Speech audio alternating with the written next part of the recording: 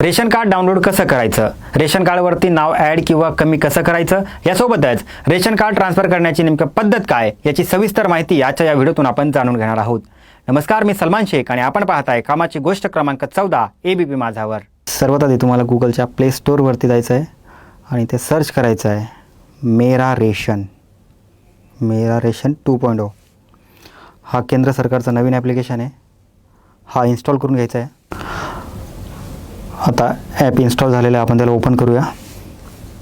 याला परमिशन द्यायची आहे नोटिफिकेशनची. आता इथे तुम्हाला एक लँग्वेज सिलेक्ट करायची आहे, मराठी, हिंदी, इंग्लिश किंवा दुसऱ्या पण लँग्वेज. याच्यामध्ये आपण इंग्लिश सिलेक्ट करून पुढे जाऊया. नेक्स्ट. इथं मेरा रेशनचं एक स्पेसिफिकेशन तुमच्यासमोर आलेलं आहे. इथं गेट स्टार्टेड करूया आपण.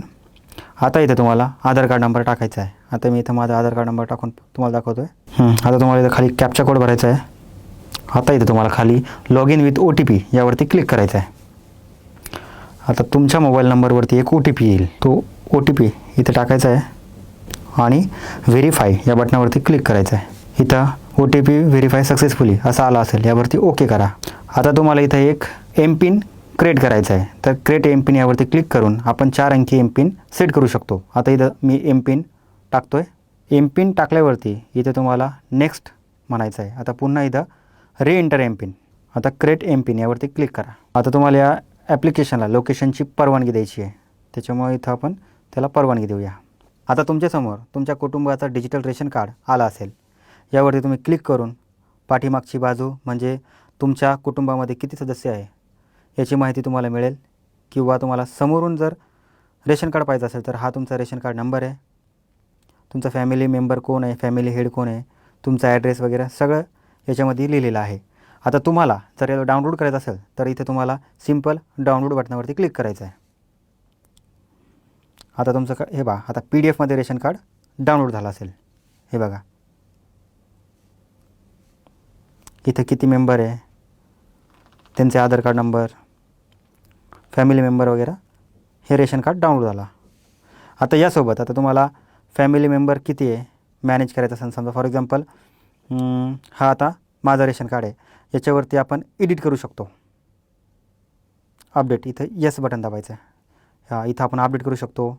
इथं आपण नाव चेंज करू शकतो, मोबाईल नंबर टाकू शकतो, यासोबत ईमेल ID अपडेट करू शकतो. जर समजा आता एखाद्या सदस्याचं नाव आपल्याला जरा समजा कमी करायचं आहे तर सिम्पल इथं आपल्याला फक्त डिलीट बटनावरती क्लिक करायचं आहे. जर तुम्ही इथं डिलीट बटन दाबलं तर तुमच्या रेशन कार्डमधून तो सदस्य इथून कमी होईल, म्हणजे त्याचं नाव रिमूव्ह होईल. आता ही झाली रिमूव्ह करण्याची प्रोसेस. आता आपल्याला जर समजा एखाद्या फॅमिली मेंबरचं नाव ॲड करायचं आहे तर इथं सिम्पल तुम्हाला इथं ॲड फॅमिली मेंबर असं इथं ऑप्शन आहे. इथं तुम्ही ॲड करा. यावरती तुम्हाला सगळी माहिती लिहायची आहे, म्हणजे त्याचं नाव, त्याचा आधार कार्डवरती काय नाव आहे, डेट ऑफ बर्थ, त्याचं वय काय, त्याच्या आईवडिलांचं नाव, अशी सगळी माहिती तुम्हाला इथं टाकायची आहे. त्यानंतर ती माहिती टाकल्यानंतर काही तुम्हाला बेसिक इन्फॉर्मेशन इथं भरावी लागेल. ते भरल्यानंतर तुमच्या रेशन कार्डवरती तुम्ही नवीन फॅमिली मेंबर देखील ॲड करू शकता.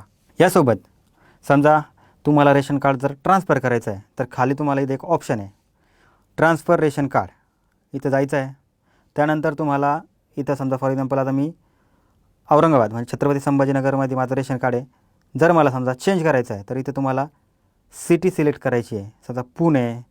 त्यानंतर तुम्हाला इथं काही डॉक्युमेंट द्यावे लागतील. ते डॉक्युमेंट इथं अपलोड करायचं आणि सबमिट करायचं. तर अशा प्रकारे तुमचं रेशन कार्ड देखील ट्रान्सफर होऊ शकतं. तुम्हाला हा व्हिडिओ कसा वाटला आम्हाला कमेंट करून नक्की कळवा आणि अशाच व्हिडिओसाठी पाहत रहा ABP माझा.